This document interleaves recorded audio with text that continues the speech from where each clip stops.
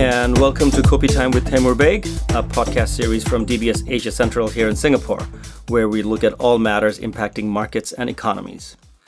Today's podcast can be broadly classified under sustainability, but it is important to underscore that sustainability is an exceptionally large, all-encompassing subject. We're going to try to narrow things down a bit. Take, for example, DBS's perspective. We look at sustainability entailing responsible banking, improving reporting of our standards and practices, encouraging responsible behavior in the society, creating social impact, and carrying out research to extract society-relevant insights on our planetary footprint. Now, we cannot possibly deal with all that in a half-hour session. For that, you should read our sustainability report that comes out every year, available on dbs.com/sustainability/reporting. The person who is in charge of putting that excellent annual report together is Mikkel Larsen, Managing Director and Chief Sustainability Officer of DBS. He's also the co-chair of the DBS Sustainability Council and an adjunct professor of corporate sustainability at Copenhagen Business School. Mikkel, on his 8th year in DBS, is a committed vegan, carbon footprint minimiser, long-distance runner, and a martial arts maven. Now that's a Renaissance man. Mikkel, welcome to our show. Thank you, and thank you for the kind introduction. Oh, it's great to have you. As I said at the beginning, sustainability is a very large subject. How about for today's podcast, we focus on one specific but important area known as the tragedy of the commons.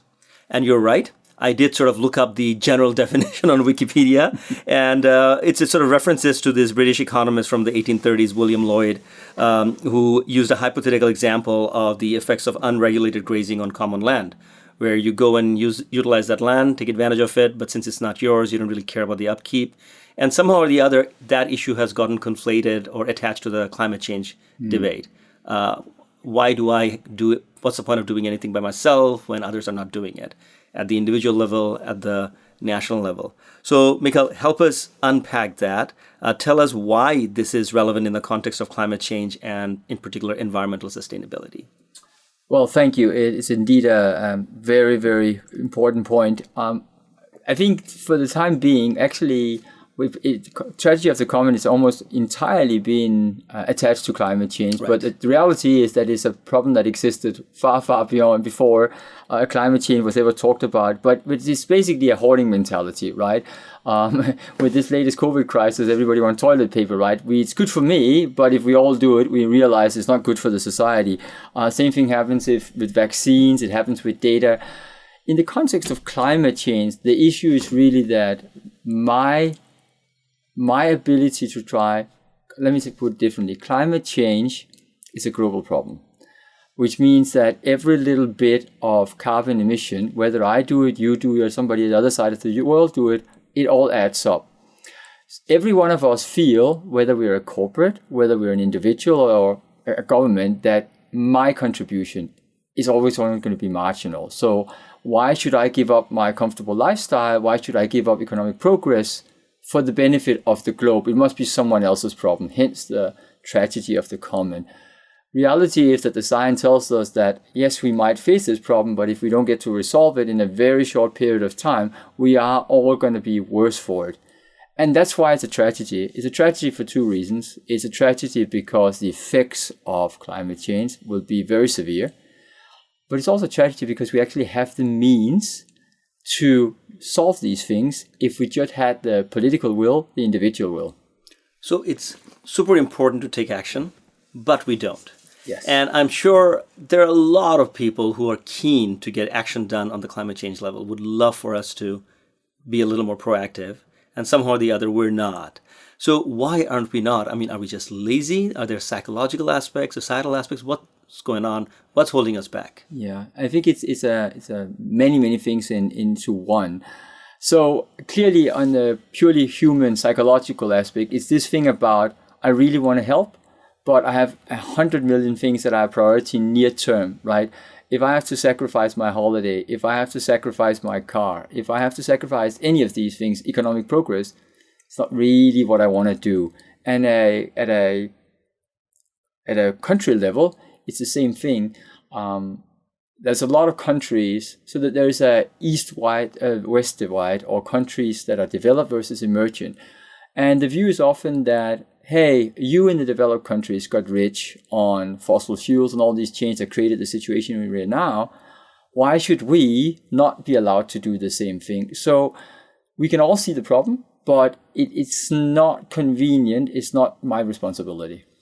So there's a lot of interesting stuff happening around this. It's interesting to see that just from a pure economic point of view, what they've realized that they've done a lot of studies on these things, that if you allow somebody to move ahead of others, they will feel entitled to take a little bit larger part of the pie than those who comes next. It's just how we think about it, because the kitty is not empty yet, so I can do a little bit more. And that's exactly the situation we're in. Some countries got industrialized earlier.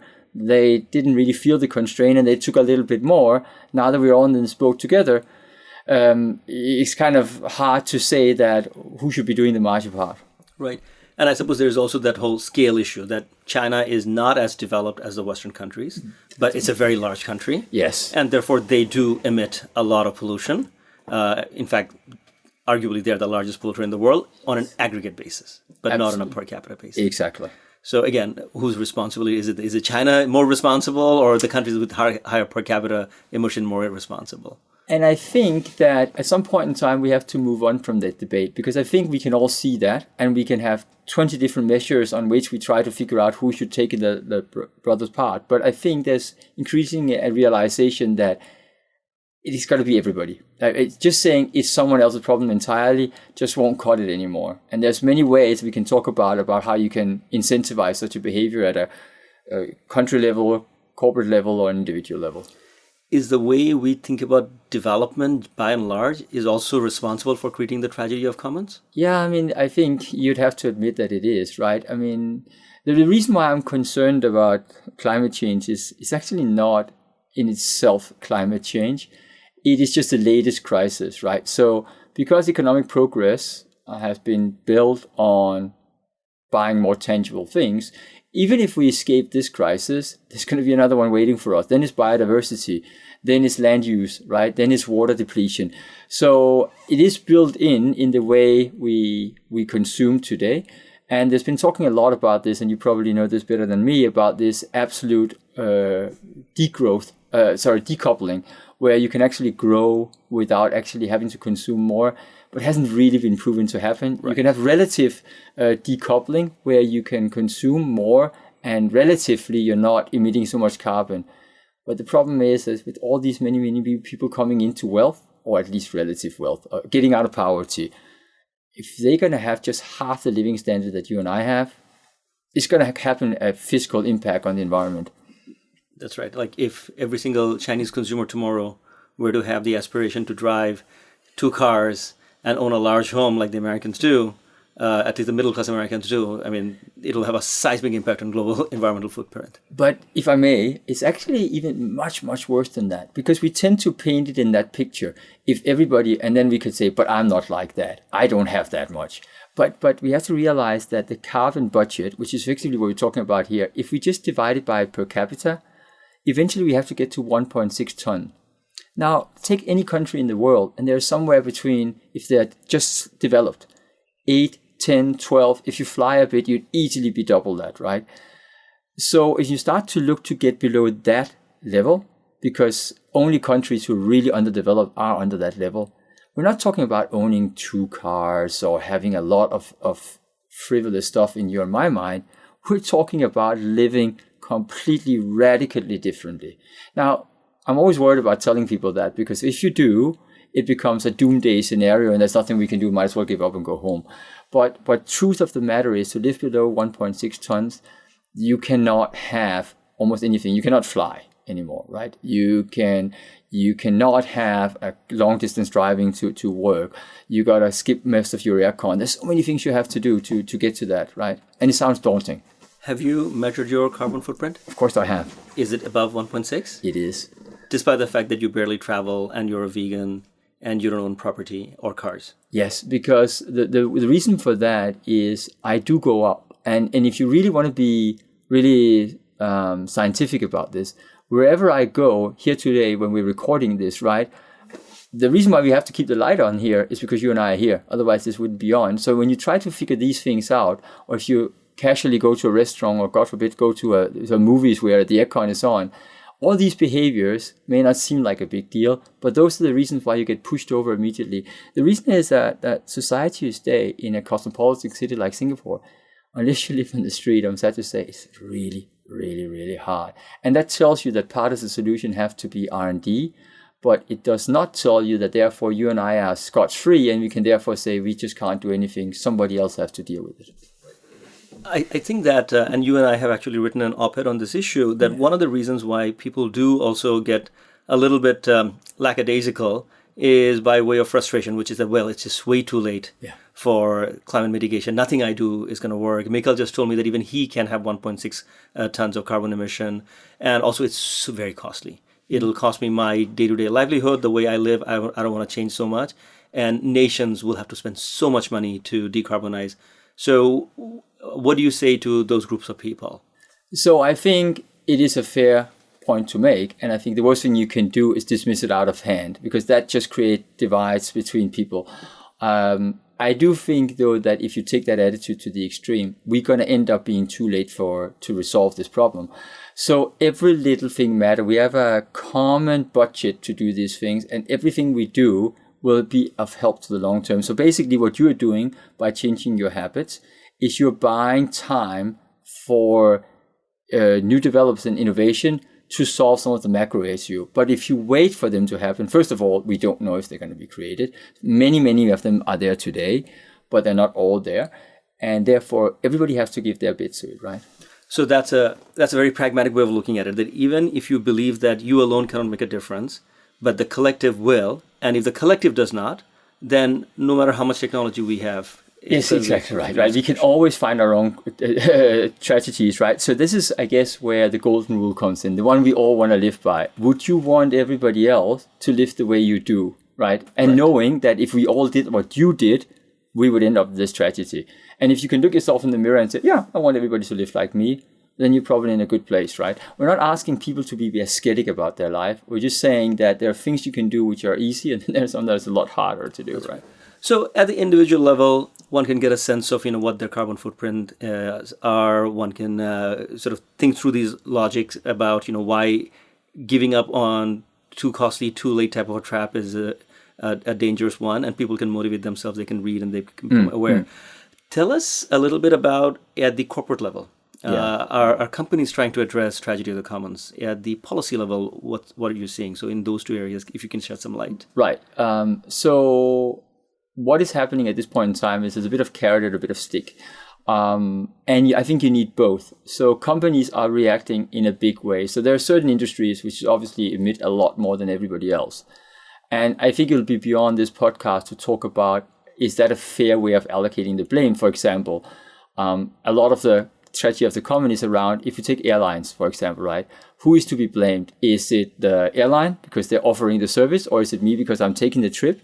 If we're talking about production of energy, is it the users of the energy or is it the producers of the energy? We can spend a whole podcast just on that. But nevertheless, they're all under pressure. And the way they will come under pressure is because either they're introducing of carbon taxes, which means that there's a real penalty for them not to do this, or from the carrot point of view is this is becoming real valuable PR, right? So some of them feel an existential crisis. Some of them see the opportunity, and that's why they're committing to, for example, net zero in 2030. Some of them are a bit less daunting and they go 2050. So at the corporate level, you start to see corporates really changing the way they produce. They think about their processes, and when they cannot completely intermittently get it down, they will try and do what's buying carbon offset, right? So that market is one of those that are developing very fast right now because they appreciate they can't get it down to zero, so they need to do something additionally. At the country level or the UN level, of course, there's been these COP discussions going on for a long, long time, and it's basically a blame game, right? It's about who should be paying the bill. Everybody realizes it's there. But as we both know, there's only convening power at the UN. So ultimately, countries have to make their own decisions. And here I want to give credit to Singapore for having taken the step of introducing a carbon tax. and even indicating that it's going to make it go higher, right? And in the latest budget. Yes, right. So I think that's a brave step because arguably they're not forced to do this, but recognizing the problem that we're all in, they want to do this. It is, of course, much, much harder to do this if you're sitting in emerging countries where you're still trying to meet very, very basic social needs. So ultimately, it's going to be a differentiated game. So there's things happening at all levels. I think, we can get back to what I think is most effective maybe later on. Right. So we've had progresses and setbacks. So Paris Climate Accord, when it was signed, seemed like a big ambitious move in the right direction. Since then, we've had some setbacks, particularly with respect to the U.S. After Donald Trump became president, he said that he was going to take the U.S. out of the Paris Climate Accord, and that's probably happening. How damaging is that as far as the wave that we're seeing in the corporate world in terms of social responsibility and climate change? Or it doesn't matter what the Americans do, the corporate sector has already bought into this issue? In isolation, I don't think it's a big deal. Of course, it's a big deal, but it's not devastating. And I say this because until we hit this crisis that we're in now with the virus, corporates had all the right incentive. After all, they were exporting all around the world. And so therefore, if they didn't have the corporate persona that they needed for export, they would still not be able to do most of their business. And the shaming is very real right now. I mean, you don't have to go to the Greta example, the teenage girls who've been making a lot of good changes, but it's just happened in the public domain. So in a sense, you see states in the US who's already still having ambitious targets. You see corporates responding. So I wouldn't have put that in isolation. I think the bigger fear that you and I talked a bit about before is how sustainable is sustainability when you get into a short-term crisis that possibly this virus is going to be. How committed are corporates? They will be committed if the focus from consumers and governments still is there. But as media goes away from this, as governments therefore relax, they have to focus on different things, and maybe consumers get a bit fatigued in this, I do have a concern about whether the agenda will have the focus. Nothing ever lasts forever, so we can't expect this. But if we don't get this embedded into policies, into behaviors, and it's kind of all still voluntary, I think we're going to struggle. Right. So before this podcast, you and I were discussing when I said that I'm worried that the crash in commodity prices around the COVID-19 virus would lead, and the collapse in interest rates would lead to people behaving the way they did in 2009, 2010. They started buying cars with 0% financing and started driving big SUVs because gas was so cheap. And you had a different take on this issue. Yeah, but I'm not the economist, so I think you'll win this debate. But I had a hope. My hope was that we're starting to appreciate that you can do things differently. You can buy local. You can work without having to travel as much. And to a certain extent, as we start to appreciate that these sacrifices are not enormous, I think you could see corporate cultures changing. I think you can see individual behaviors changing. But as you also pointed out, to some sad extent, if this crisis is short term, which you can only hope it is, maybe this doesn't get ingrained enough in behaviors. But I do hope that we will start to realize that maybe things can be done differently without real deep sacrifices. I think already we're in the middle of March now. It has been deep enough and shocking enough to galvanize people's sentiments and leave lasting impact on the global psyche. So I think your hope is not unfounded. Certainly, we're getting somewhere there. So we have the COPs and the climate accords and so on, which are public sector initiatives. And then we have people like Larry Fink of BlackRock writing a letter to all the corporate CEOs earlier this year saying that even some of the largest asset managers in the world will take climate change issues very seriously. They will try to influence behavior of all the companies they hold in their portfolios. So in your view, this public-private move, do you still think that it is something has to be led by the public sector, or do we have enough momentum in the private sector now? This is a very personal view. I forever will think, well, maybe not forever, but I will think that the public is more effective. To the extent it can be done, but that's the problem, of course, right? Nobody wants to go first on carbon taxes, which is why I don't think it's sufficient in itself. If it could be done, like with so many other comedy of the tragedy of the commons, if everybody could just come together for the common good and implement the right laws, we'd all be better off. But that's probably not reality for a while longer. And given the short time frame we have, I do think we have to rely on private initiative as well. I do think that issues like what Larry Fink has done is impactful, but I don't think we even have to look that far in terms of where we're sitting today. What Temasek has done is very impactful. What they have announced publicly is that they want to reduce the carbon intensity in their investee companies, right? By 2030, I think by 50%. So that creates a type of pressure, right? That we are all starting to look at it. And if it doesn't happen, then Temasek will have to take actions, I'm guessing.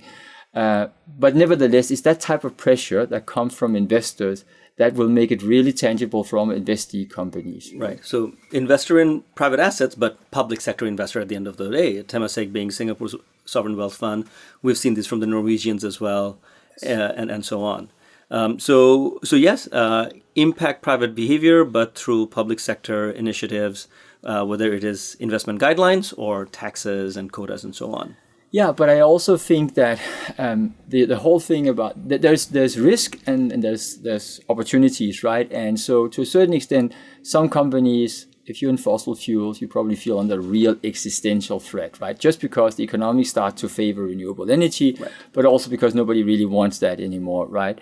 But then over to the other side where I said there is hey, look at me, I'm doing the right thing type of behavior, which should be incentivized more and should be probably paraded a bit more, right? And that I think is the bit that is missing at this point in time. Right.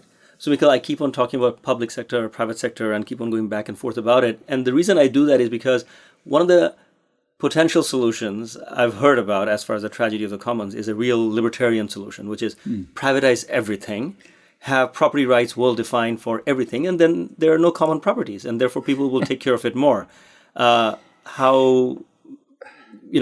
do you put this idea in terms of from sublime to the ridiculous spectrum? Nothing is ridiculous in the sense that if you're sitting in a silo and just, you can see how this could conceptually work.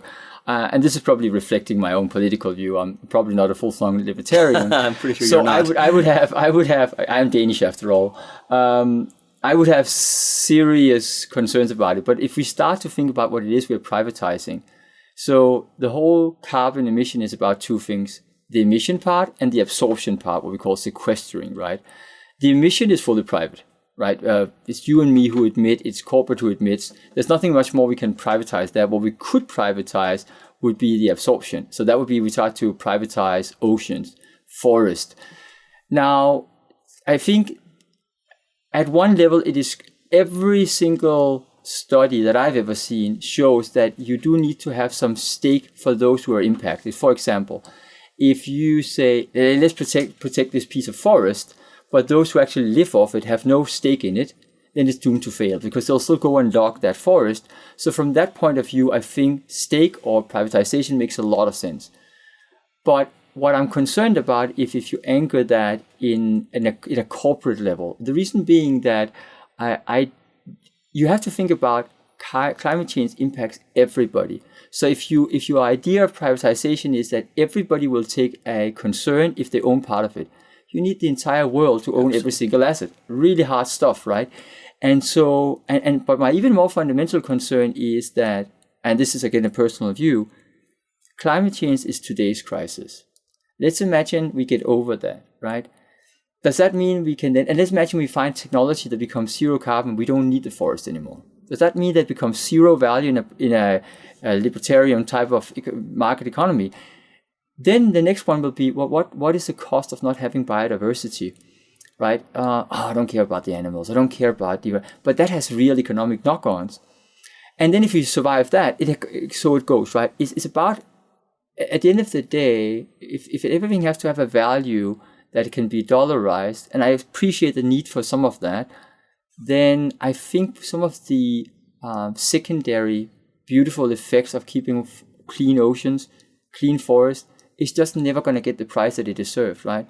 I can't imagine if I grew up and never been into a forest, I never saw the ocean, right? If that was full of plastic, and when I went to the forest or the jungle, it just wouldn't be there.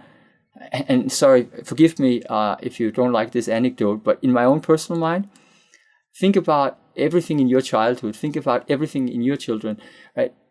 Every single story that you ever told them had an animal in it, right? The good guys are animals, the bad guys are animals. Imagine we didn't have that in a tangible sense anymore. it's just so unreal to me. So, I mean, okay, sorry, I'm getting carried away. Yeah, no, I think that the loss of human experiences, whether it is climate change related or any other action that we take because of our growth model, is tangible, and major things are lost as far as our own human identity.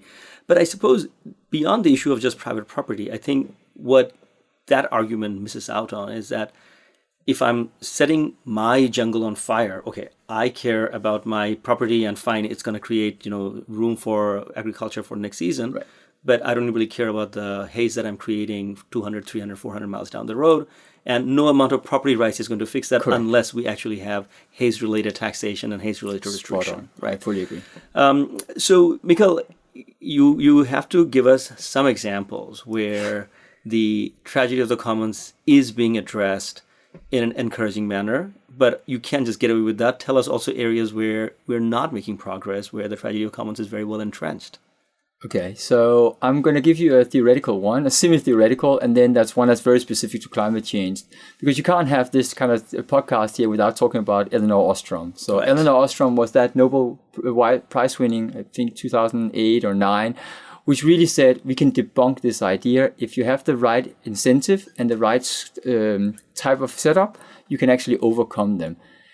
And her idea, she was looking at common areas. So, for example, a forest or a piece of land. And you said, if you have local community involvement, if you have the right incentive, then you can actually overcome them. And it's very, very doable.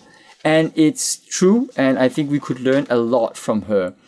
But then the problem that you were getting here was what Thomas Hale, I think, was talking about. He's another, I think, economist. And he was talking about the fact that this is no ordinary tragedy of the common, because there's a couple of additional things here. One problem that you have is that some people are, because it's all about my preferences, my values, are a lot more willing to pay for these type of solutions that other people are. And that creates a completely different type of dynamic that you don't have in the classical and Ostrom examples. And the second problem is probably the bigger one, that in this particular type of crisis, urgent actions matter so much more than delayed action. And otherwise, the discount factors have to be very, very different. So for all of those two reasons, it just makes it so much harder to deal with. But you also asked me for an example of something that worked, right? And I want to give you the example of carbon credits. So carbon credits is effectively keeping forests standing. It is making sure that oceans stay clean. It is changing technologies. This essentially helps sequester, capture the carbon. And it is an example of the worst of situations and the best of situations. At the worst of situations, you get into this whole thing I talked about, is which one should get the credits and for what type of projects qualified. And we've had this whole COP25 failing to resolve that, which is called Article 6. But it's also an experience of where it can really work, where it really works to solve the community of the tragedies. Because once you start to put a tangible price on forest standing, then it becomes valuable to somebody. And this thing about I don't care because it's a free resources, there's suddenly an opportunity cost, a huge one, right? If I want to cut this. So I did some studies in a previous report I did, and I looked at what would it take in Southeast Asia to make it economical to keep a forest standing as an alternative to, for example, logging it down and building palm oil on it or rubber or whatever it is. And we came up with a rough thinking that about $40, right there, it would actually be better value for keeping the forest standing than doing the alternative. It's not that simple, but in rough terms, that's what it means. And that's an example of where solving community of the tragedy by putting a value to something, a price on it, becomes really tangible. It's flawed. There's a lot of different problems that we need to resolve within it, but it can work. So who would pay the $40? The government that wants the carbon credit? Yeah, so it very quickly gets very technical. So there is a mandatory market and a voluntary market. Okay. In the mandatory market, which is what they have in Europe, is called cap and trade, which means that there are limits on corporates and they can get under those limits by reducing their reduction or by these offset. In the voluntary market, which we have in most places still, then corporates would do this to give a contribution or simply to meet their targets, as in I talked about this net zero emissions, or simply because they feel it's the right thing to do and they want to get the credits for it, right? So, but the longer, so it could happen either in a mandatory market at a country level, as in the UN level. This is what we call the NDCs, which is a contribution that everybody says we will reduce our carbon emission by this much, right? Or it can happen at the corporate level. Or it can even happen at my level. If you ever, when you fly, right, you can choose to reduce your carbon emission by buying some of these carbon offsets, right? Again, there are so many concerns around it. There are tons of problems with, is it real? Are the trees still standing? All these things. But at the end of the day, if we can solve those problems, and I think we can, I believe this is one of the key part of the solutions. Some of the things that we have touched on today's conversation, one can get more details on the sustainability report that you publish every year? Some of it, at least what we've done about it. But there are also many other places that you can go. For example, as I mentioned, the report that I've been writing that talks a little bit about how does it work in forestry. But there are many sources of these things here. Some of them are from DBS. Some of them you can just go if you live in Singapore and you're concerned about these things. The government's websites have a lot of good things. NEA, for example, has a lot of good stuff. I think what we'll do is collect a few of these links, and at the bottom of the podcast we'll provide this so that anybody who's listening to it on the YouTube channel can see those links. That's a good idea. Yeah. Mikkel, you want to end on a note of your choosing? What would you like to conclude with? Yeah, maybe just to kind of distill everything I said. If you were to be asking me, what do you think it'll take to really solve this once and for all?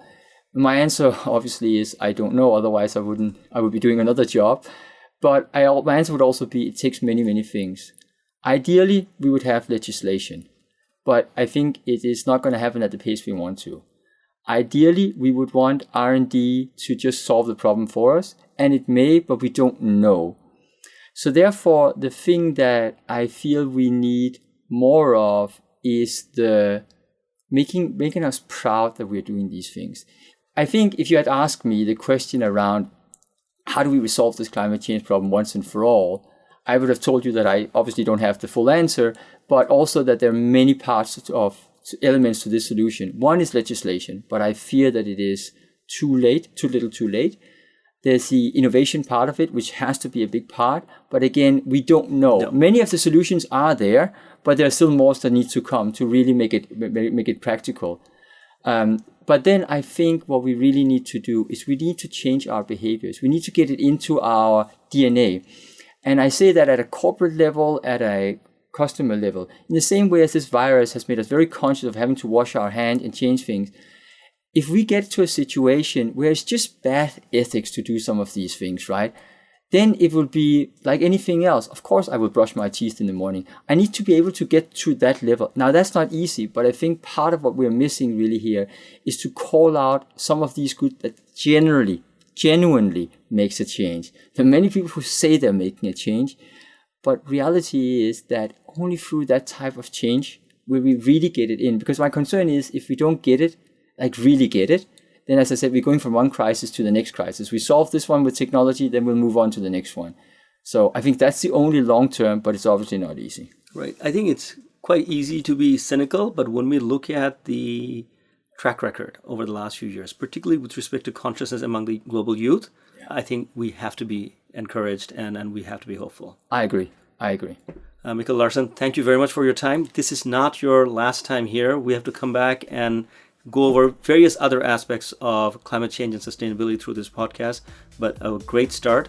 Thank you for your time. You've been listening to Kopi Time with Taimur Baig. We'll be back to you very soon.